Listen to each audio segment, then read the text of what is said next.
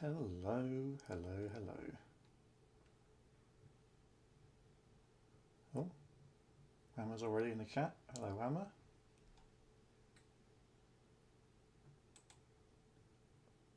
Lovely to have you here, the early birds.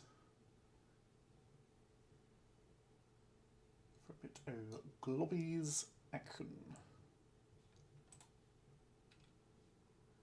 We will, of course, allow people a few moments to appear.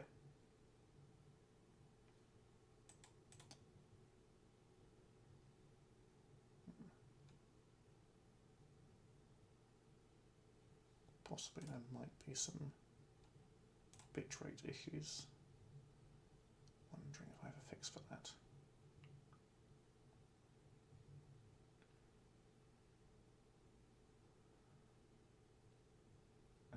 Yeah, has there been any interruption over the past minute or so? Am I coming through clearly? If so, I will do a quick mess around, but I'm hoping this will do the job. Very quiet for you. Okay, let me crank up the old microphone, assuming I know how to do that.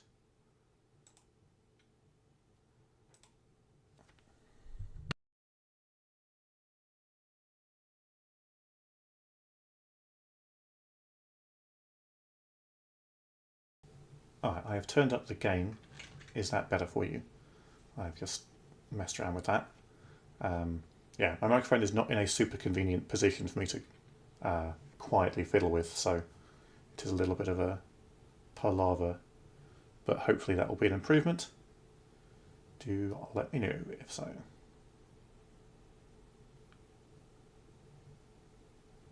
Much better. Okay, cool. We will go with this so that I don't fuck up my settings so badly that I murder everyone sonically next time I play Clock Tower. But hello, thanks for being here, pals. It's the Globbies. We're going to do Globby Awards, and then there's going to be a draft after that. That's fun. Hello to Kogar, hello to Reese. Have we got anyone else? Shut up, you suckers. We'll give them like a minute. But yes, thank you all for voting in a reasonably prompt manner. Shout out as well to Peel for voting at more or less the last possible moment under the name of Trom and submitting a bunch of incoherent bullshit. Always enjoyable. Yeah, we'll get cracking, methinks. Right. Let's go to the old slideshow.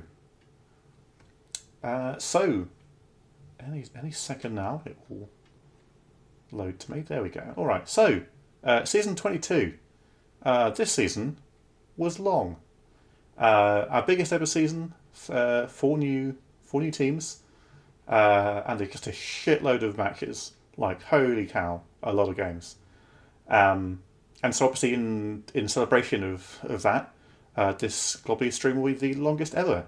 I'm excited to bring an extended 3-hour telecast, recapping every part of the season in excruciating detail.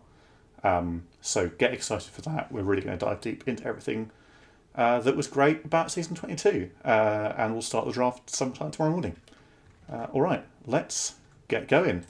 Of course, first there are some mandatory things to show you. Here are some images.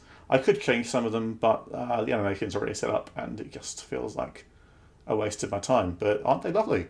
Images. Anyway, so season 22, our winners, of course, are Sirs, who really sirsed it up, scored a load of goals, didn't concede many goals. That's how you win championships. Predicted to be quite bad. Simulation, it says, not very good, but they did it. So well done to Nikki. Second title for Nikki, and this is how he did it with 7-point advantage. It's a reasonably interesting title race. It came pretty close over the last few weeks. The Kips somehow finished in second place. I'm still probably going to forget that happens, to be honest with you, but there is a record of it. Surreal did very well. Weasels were in it genuinely for some time, and there's no debate about that whatsoever. But yeah, a 13-team split. Haaland finished bottom of the top of the split with Crawford. Couple of surprising teams made up. A couple of surprising teams missed out. I'm sure we'll get to those later on. Shout out to Piglets for finishing last, and especially to SMS for finishing below Tom's Arthurian gimmick team. Incredible work. Whammer absolutely tearing into sales in the chat. You've ruined them there. It's over for them. Let's carry on to some awards. And of course, our first award, as always, is for Team of the Season. And look, sometimes you win the league, you get Team of the Season. So it's got half the vote for being 7 points better than everyone else, which is sometimes quite difficult to argue. But there were plenty of votes for other teams. Surreal, with their Moneyball gimmick of just honing in on attributes that Reddit said were good, were very good. The test season data confirms that, as does their performance in this season. And of course, they won the cup. So well done to Surreal. Kips get a couple of votes for actually being good, finishing second. Truly incredible work from them in such that I do not, in fact, find it credible and will refute it if asked. Barcelona also appearing on this list. Let's go into DOF of the season. This is sometimes harder to call than Team of the Season. And in this case, the votes have gone to somebody who finished in the bottom half of the split with their actual team, but in the top half of the split with the other two teams they drafted. Well done for Whammer for being the most DOF of the season. You have to accept that this man did draft several teams, and some of them were good. So fair play. But a few different shouts on here. Nicky gets the obligatory "You won the league" nomination. Chris gets a vote as well. Crawford, one of our new DOFs, makes an appearance. Stefan is here. 2 votes for Hadley for sort of from puppeteering a team, sort of commissioning a team remotely and doing very well with it. And a couple of votes for Robbie, another of our newbies, for being an incredibly vocal presence in chat. Yeet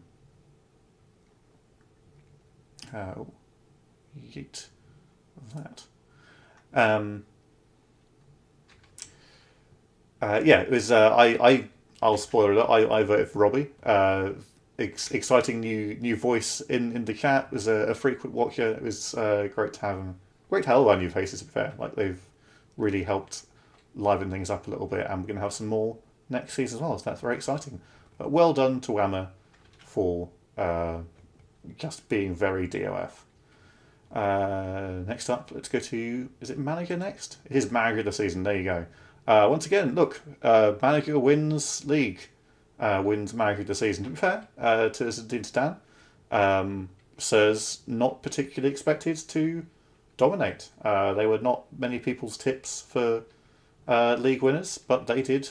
They were consistently great throughout the season, and Zidane is reaping the rewards here. So well done to him.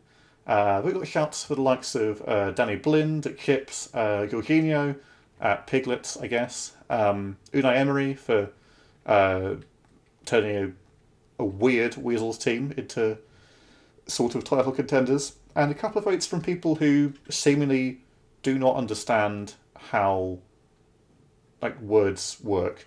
With multiple votes, which appear to be on a basis of DOF of the season, despite that having just been the previous category.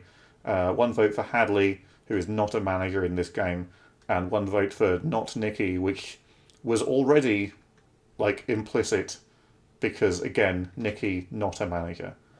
Um, but yeah, that if anything only underscores the fact that Zinedine Zidane has very much earned this award. So congratulations to him. I don't imagine it'll be the last we hear of Sirs this evening. Let's go ahead to Player of the Season. Pretty competitive category, I would say, this time around. But you know, a variety of shouts for Peter Zielinski, one of Barcelona's best players. Can't imagine who voted for that. Romelu Lukaku, who like was good in a deeply, deeply shit SMS team. James Milner, I couldn't even tell you what team Milner played for this season, but somebody thought he was the player of the season. Crawford had, I would say, an eventful season. Was part of the title-winning team. Got some really clutch assists on the way to making that happen. It's fun to see him on the list here. Randall Colomwani, one of the best players for Surreal Moneyball, scored a shitload of goals. But the main contenders for this one were his enormous Big Norman Yango, who took out a sizable portion of the vote, playing the full season as a striker rather than attacking midfielder, and just top scoring the league, just making a shitload of things happen. Incredible work from Big Norm. We absolutely love to see it. I might be nudging my mouse around a little bit accidentally. Praise be to Norm. In his name, we exist. But our winner is Marcus Rashford, of all people.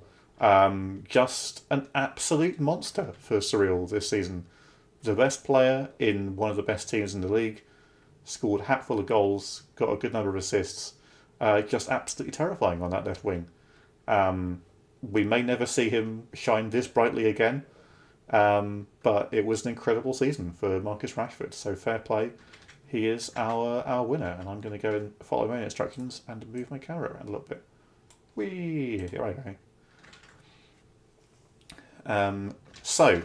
Next thing to do is our team of the season by position, and of course we will start with goalkeeper.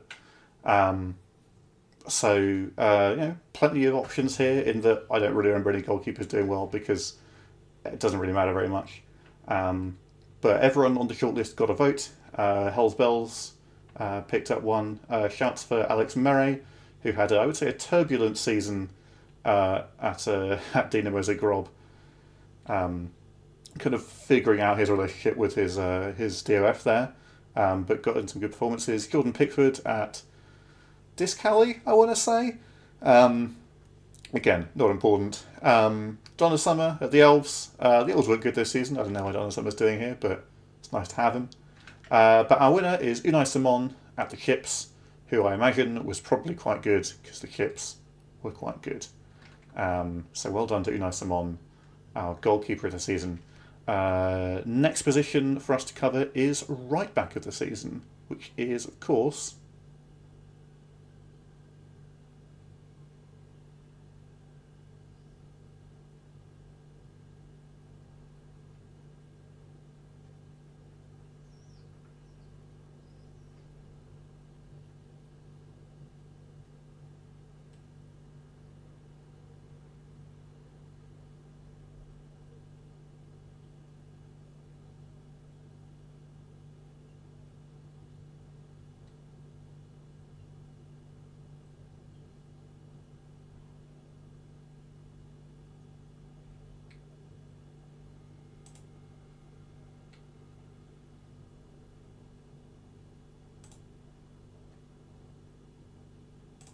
Ulysses.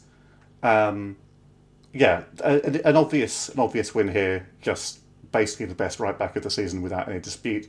Vanderson at where the fuck did Vanderson even play? Zagreb? I don't know. Did get a few votes for just kind of being arguably statistically superior to Ulysses, but just made fewer appearances total. And yeah, sort of did make a contribution, but obviously not as ultimately significant as the one that Ulysses made. And this is a vote as we're here as well for Youth Coach 1. And I want to say Tesco, but yeah, no real competition here. Ulysses absolutely takes it away. So congratulations to Ulysses.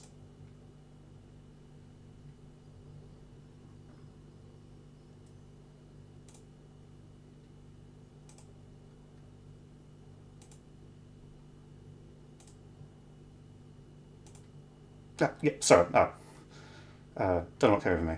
Anyway, carry on. Centre backs. Um, boy, there was some dispute over this. Turns out asking people to vote for two people at once creates some messy votes, but a lot of support for. I think almost everyone on this got a vote. Are we maybe one short? Yeah, nine out of 10 got votes. Will sorry, just look at the cat. I absolutely did not time the first image to last as long as the song lasts. I'm not completely insane, but I did. I just did enough to make you vaguely able to read all of it. But thank you. But yes, there's votes for a whole bunch of people here. Thiago Silva, Malik Tior got some shouts. Antonio Silva at Chates did well. Paint Trophy, Thijs de Ligt and Ronald Araujo all very much involved at their various clubs. Yeah, had really strong seasons, but ultimately it's the two centre backs from the title winning team. Look, Sirs conceded the fewest goals of anyone this season, only 40, and Varane and Rudiger were just big successes in it. That is only 8, but only if you count. So maybe just don't count. Yeah, so both the Sirs men get involved here. Let's go to let's see if they can make it 4 out of 4 with the left backs. No, they can't. I think probably because nobody was nominated in that position. That's what. Anyway, this is a slam dunk for Nuno Mendes at the Ducks, who I assume was good because the shortlist told me that he was good, but I didn't really notice. Lots of votes for Nathan Ake at the Kips. I don't want to say 100% of the votes for Ake were Dutch because I haven't got it open, but I'm pretty sure all of them were Dutch. I'm not saying it's a conspiracy, but it does feel nationalistic. Anyway, Mendes wins this. Tierney and Bentabeni both get a shout. But let's do first Duck on our team of the season. Let's go to central midfielders. Now this is a competitive category. Lots of really, really strong performances at central midfield this season. And of course we're sort of combining AMs and DMs here. So kind of anyone who was good gets a shout. And yeah, there was widespread support for almost everyone on the list. I won't name everyone because you can see who they are. You've read the list yourself. But yeah, after some stiff competition, Pedri and Jude Bellingham just miss out. It's Adrian Rabiot and Martin Odegaard of the Kips and Pythons who make it through. Yeah, both really, really important parts of their team season. Odegaard, one of the only good things about the Pythons, one might say. And Rabiot gets a central part of a Kips team that did really, really well. But yeah, almost anyone on this list, you could have understood them winning it. So yeah, fair play to everyone involved. Let's go on to one of our wingers, which I definitely know which one it will be. Yeah, the left wing, as I was saying. It's Marcus Rashford, because Marcus Rashford is the player of the season. And that's basically how it works, because people aren't that weird that they vote one and not the other. Yeah, had an absolutely monster year for Surreal. Again, like all of the nominees here had a good year. Like Luis Diaz probably doesn't deserve to be in this competition.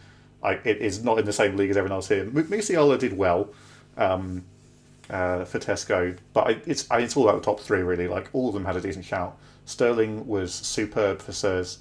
I think we said he was an ever present for them, or at least played every game. Kylian Mbappe was the good thing about Manchester, more or less. Didn't make them win by being good, but was good nonetheless. But yeah, Rashford was superb this season and easily takes his place in team of the season. It's fascinating to me it was governed the order now. It is weird. It is the same order every season though, because I haven't been bothered to change the headings since I inherited this from whoever did it. But it's just how it is, and we're just going to run with it. So of course, next up is right wing. I would call this less competitive than left wing. Not really sure that Di Maria and Diaby should be getting the same number of votes in right wing as Sterling got for left wing, but that's how it goes sometimes. A few votes for Ferran Torres, who kind of stepped up for Barcelona after the retirement of Lionel Messi halfway through the season. But yeah, did really well, and Barcelona were arguably better after Messi retired than before, which is wild. But it's Jeffrey Weir, the best player in the world, equal by BPA at the start of the season, who was, I'm told, very good for Surreal. I don't know that I could recall like almost anything that he did, but Jeffrey Ware did get some good average ratings in a good Surreal team. So here he is, Big Jeffrey. Love to see him. And it's both Surreal wingers in our midfield of the season. So let's go to striker. Again, pretty competitive. But the only thing that people here could really agree on was that his enormous normness, Big Norm, had to be involved. Yeah, our top scorer, nominally a midfielder, but has adapted to the striker position incredibly well, and was the defining part of a rakish Weasels run up the top half of the split in the second half of the season. But loads of plausible names to stand next to him. We have a tie here between Randall Colomwani of Surreal and Big Big of Chips. I've broken it in favour of Big Big for having one more league goal. Now this is arguably a mistake because Colomwani obviously has a really big presence in the cup, won the cup, scored lucky goals in the cup final. Fuck it, that statistic isn't on the website, so it doesn't count. So Big Big gets the spot, and it diversifies, by which I mean it makes one team have 3 and one team have 2 in the team of the season, when the alternative would have had one team have 3 and one team have 2. You understand me. But votes for all kinds of people here who all did well and deserved it, so fair play. But it's Big Big and Big Norm. Yeah, also this way we also get 2 bigs in the front line, which is a good thing. So well done. This is, of course, the full team of the season. So we've got 3 players from Chips, 3 players from Sirs, 2 from Surreal, 1 Duck, 1 Python, and 1 Weasel. So well done to all of them. Let's go on into our Banter Awards. The Cobalt Prize for Shittricker for Banter Goalkeeper is here going to Alex Mere for being a source of incredible frustration and elation depending on the day for his DOF at Dino as a Grob. A big presence, particularly in the early part of the season, that kind of really will set the tone for the early banter of the season. But plenty of other shouts here. Joe Gomes shows up. Dominic Livakovic made a couple of high-profile mistakes in extremely entertaining fashion. Diego Costa, the shit D Costa, or the other shit D Costa. Anyway, no goals this season scored by D Costa. Just not very good when he wanted to be.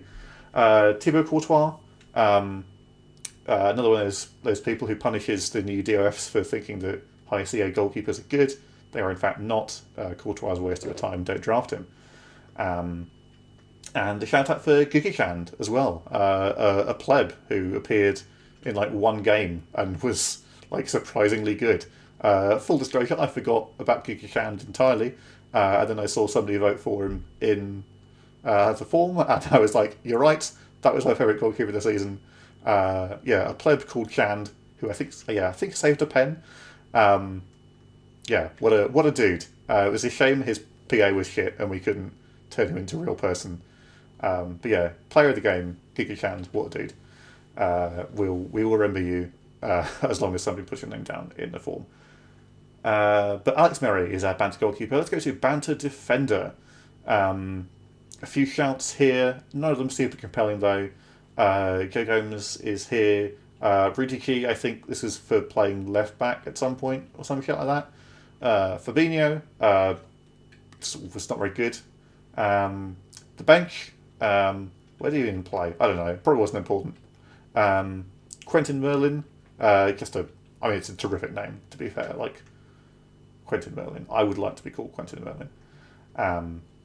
but a defining part of the Fox's gimmick this season. But our clear winner is Trent Alexander-Arnold for just increasingly drawing the ire of everyone's favourite Gobshite streamer, firmly embedding himself on the list, and there being there's almost a redemption at the end, but most of the season just an absolute living nightmare for Reese, which we can all enjoy. So well done to him. Banter midfielder, I want to say, assuming the thing loads when I tell it to. There we go. Does not seem like people could unite around a candidate here.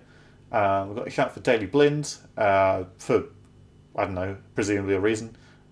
Big Cass, Joe Gomes, Javi Simmons for sort of taunting Mike with his not being a real boy and being significantly more excellent than Thiago Almada, the pick before, who was the real boy. We've got Gustavo Bessa for keeping the golden boy out of the team at Newcastle. Jacob Jones for retiring, which is just a new thing we haven't had to consider before. Oh, did you miss an important bingo? Yes, you did. The entire show, and you'll have to start again from the beginning. Neymar gets a shout here. I think just for being eligible in the central midfielder category, even though there is a cam category to come, sort of. But our winner here is Hassan Diop, who I strongly suspect is on this list purely for being called Diopinho, which is, to be fair, pretty good. Like, of the nicknames that Gogar has attempted to give to kids, Diopinho is one of the better ones, if not the best one. But yeah, your guess otherwise is as good as mine, Gogar. So let's go into banter, cam, or winger. Oh, that's too far. So a few shouts here, and I don't know what any of them are really. Bukayo Saka probably did something banterous. I don't know. James Madison, your guess is as good as mine. Jacob Jones, also in this category, I guess for the same reason he was in the previous one. Yusuf Obama has the name Yusuf Obama. Joe Gomes is here. But it seems like the only serious nomination is the one that won. Crawford Jansen won for, among other things, repeatedly scoring against himself. Every time that Sirs played Crawford Hotspur, Crawford scored, making it a win-win for Crawford. Nothing for Messi is a shock. His retirement after injury did sort of send shockwaves throughout the league and weirdly turned Barcelona into a better team. But we don't talk about that too much because it might awaken Vince. But Crawford is our winner here, and I'm happy to go along with that. Let's go to Banter Striker. The rare season where there is no nomination for Karim Benzema, because Karim Benzema was good this season. But we have various nominations for the likes of Victor Bonifaci. I don't even know. It's Bonifaci, I presume, but yeah.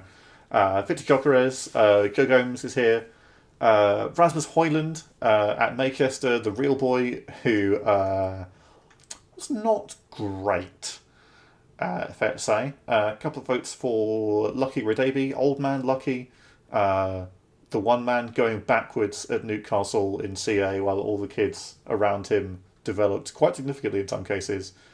Didn't have a dreadful season, and certainly not by his own standards. He's been quite a good player over the years, but it's sort of especially underlined by the retirement of Jacob Jones. It's kind of funny to see the old man leading the team of kids he would have once been a fresh face in. But our winner for Banter Striker is Romelu Lukaku, who was good in an SMS team that was not. Just kind of weird how a striker can be this effective and score this many goals and still have his team finish below Flying Fox Soccer. Truly ludicrous. So well done to Lukaku for winning Banter Striker. Let's carry on to Banter Manager. Now there was quite a lot of agreement here. Got chance for Postecoglou, who I guess, did he die? He must have died, surely. Got Vincenzo Montella, who definitely was out of club this season. I definitely remember who that was. Tesco? No, it can't be right. Joe Gomes, always nice to be nominated. Jorginho, was he the one who died at Piglets? I want to say he's the one who died. Michael Carrick, I've perhaps controversially I've not included Michael Carrick in the 4-2-4 managers here because he's sort of a separate case who I think went the opposite direction. So the split prize here for Banter Manager is between Sergio Conceição and Gennaro Gattuso for just being drafted incorrectly by their DOFs and really, really, really fucking over their plans for the whole season immediately. Some of our most hilarious early season moments were the realizations of how these two teams were just completely not doing what they were designed to do. Well done to them. Montella to Tesco to replace Corberan. There you go. I thought that made more sense. So it's a split prize for Banter Manager. Well done to them. What's next though is Banter Team, of course. Few shouts for this. Joe Gomes makes an appearance. Chitesse for doing well, quote, with a gimmick team. To be fair, like the shithouse banter gimmick of taking all the good real boy candidates as a full team gimmick in the first season of the cycle was extremely funny. Not necessarily clear whether that was an intentional play on Remco's part to annoy everyone rather than just do a gimmick, but it was better for annoying everyone. Much and More for being just really bad. Remember when Much and More were like third every season? It turns out that's just not a thing anymore. How the mighty have fallen. The Foxes get a shout out for their whole, Arthurian court thing going on. And Dino Zagreb as well got a shout for a general chaos energy in chat. Lots of early direction for the tone of the banter.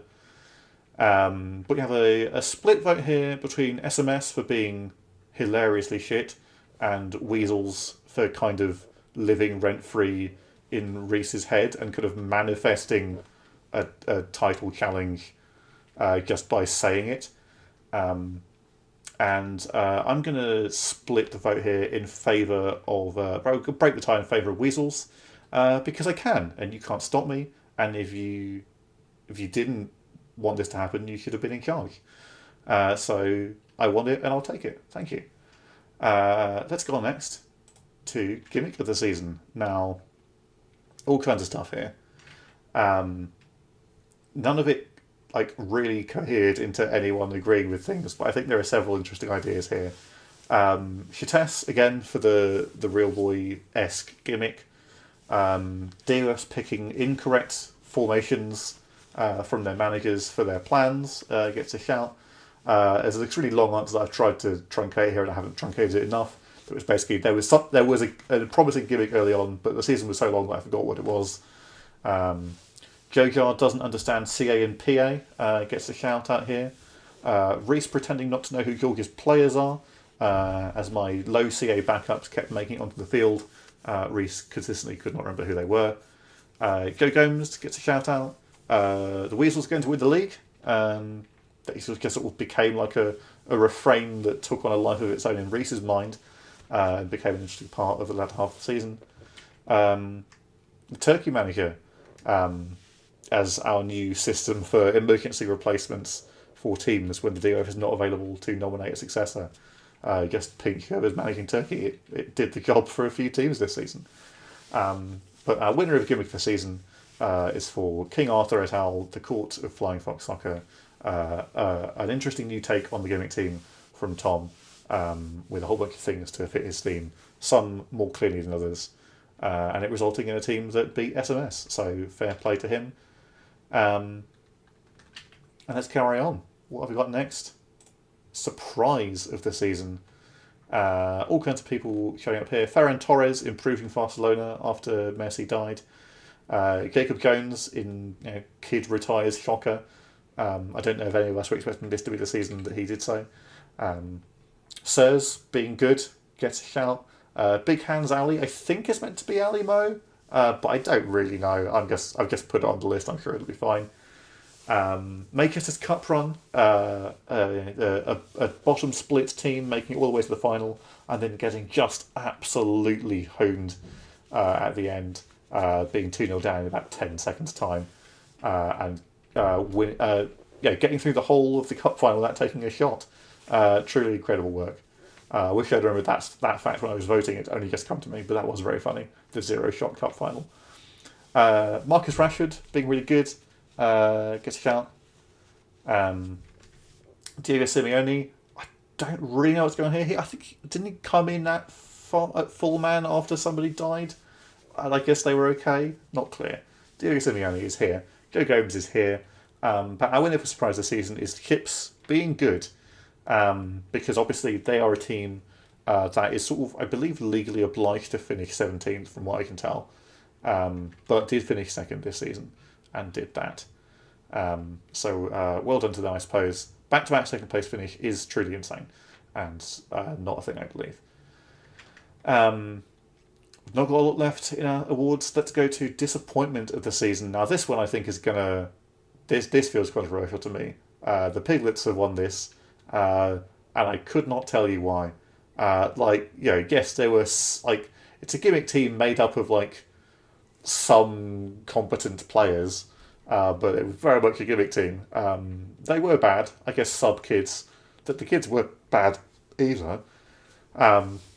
This feels like let's look at who's last in the table. They have won this, and that feels harsh. The Dwarves got a vote. They were very good. Joe Gomez gets a vote. SMS, I mean, pals, what more do you want from SMS? They were so shit. So colossally shit that they finished below the Foxes. Manchester United were bad this season. They did make the cup final though, so it can't be that bad. Giulio Cesar, the golden boy, not starting games. Drafted as a first round pick, and then Pingu did a repeated oopsie by drafting people who were better than him in his position, and I think there will be some competition for his signature in the draft that's going to start very soon. Kumang are here. They were bad. Whammer famously has become quite good at Gobshite League in recent seasons, and looked like he drafted a good team again, and they fucked it. So there you are. And Thibaut Courtois, round one pick who let somebody down. Get used to that. Don't pick Thibaut Courtois in round one. It's a bad idea, and you're a bad person for having done it. But yeah, the Piglets do take this one for good or for bad. Let's carry on to rivalry of the season. It's our final award of the night, and there were some good suggestions for this one this year. Sometimes this category lands a bit limply, but we had some good stuff here. Us versus the algorithm. There were two teams drafted on a strictly algorithmical basis with regards to certain attributes.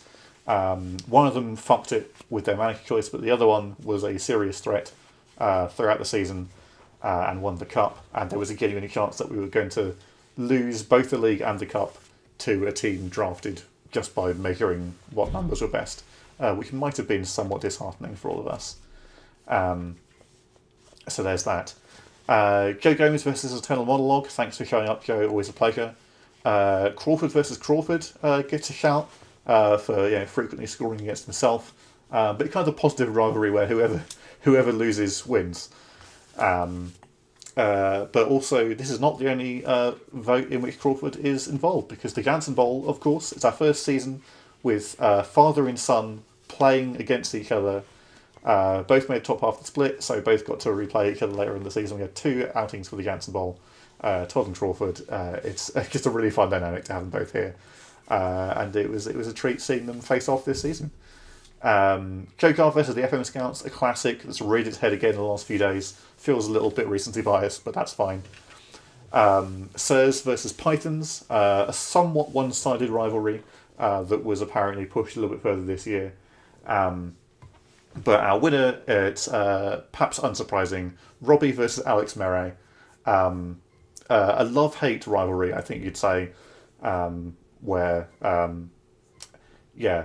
some would say fickle, changeable. I would say the relationship between these two people, but it remains to be seen whether that is one relationship that can be salvaged in seasons future. But it was a defining part of the other part of the season. So well done to Robbie and Alex Murray. Keep up that animosity. Does that mean to some degree you won Gobshite? No. There is a very clear metric for whether you've won Gobshite, and it's whether you win the Gobshite. So you haven't done that. But thank you for asking. Right. Well, that is all of our awards. Only a couple of bits of housekeeping to do before we wrap up against the draft. We have, of course, got some special mentions for season 22. Joe Gomes, always nice to see you. Thanks for being here. Fuck conferences, we'll get to that in a minute. The sniping of Crawford Jansen, that was always fun. I think we all assumed that Crawford might possibly want to draft himself, but Nicky got in there before he could be given the chance, made Crawford settle for Erling Haaland instead. No, that wasn't how it worked. Something like that. Anyway, he got sniped on Crawford. It was very funny. And then Crawford went on to score multiple times against Crawford. It was good. A little bit of disagreement on whether it went too quickly or it was really fucking long. But there certainly was some discourse about that this season. That was fun. And the one game where Montello played about 6 players out of position and still got a result. I don't remember that game, but I'm sure it exists.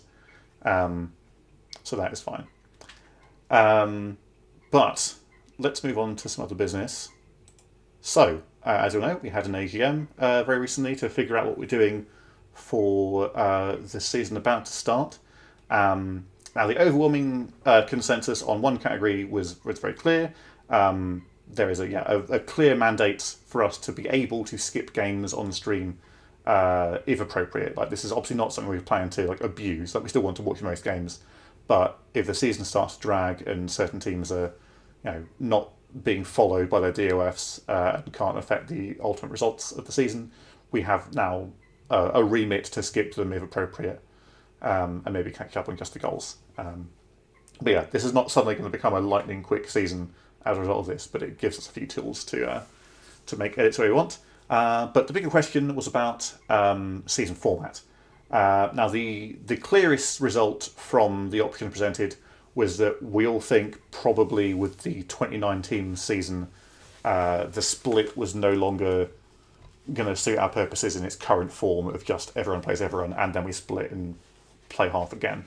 That's going to be a shitload of games, and is just a bit too much for everyone. So the split is gone in current form. Now, there was quite a close split of interest between a single round robin from everyone or some kind of conference system. This even accounting for single transferable vote stuff with split voters, it was still pretty even. I will say there was a slight preference on first preferences for some kind of conference system, but almost no agreement on what form that would take from people suggesting things. Most of the people suggesting conference solutions suggested things that were explicitly not options, and those who suggested plausible stuff didn't have a clear consensus. Now, obviously, there is room to refine that in the future. We may look into it in the future, depending on how things go, to kind of create a most satisfactory conferences system. But the roughly even split of interest between either did kind of give us room as an admin cabal to just be like, the admin cabal is much less excited about conferences than everyone else, and this way, with a 29-person season, we can test how things go with a single round robin, how much we find ourselves skipping around to make the season function, and we can continue to workshop conference ideas if we can find something that we're all interested in trying. But yeah, I think an outcome of the AGM was definitely that there is more interest than we had first assumed for conferences. I don't think that's something that we're going to ignore, but finding one that is satisfying to everyone may take some more work. So I would say probably you haven't heard the last of the idea, which I certainly hoped we had, but yeah, like we won't ignore it as a concept. But next season, at the very least, we're just going to do a single round robin with everyone plays each other once. That's going to be 28 games each, which is still quite a lot, plus a cup, and we'll see where we go from there. Apart from that, the only thing to mention is where we're about to play our next season. So moving on from Fiji in season 22, going into season 23 in Nigeria.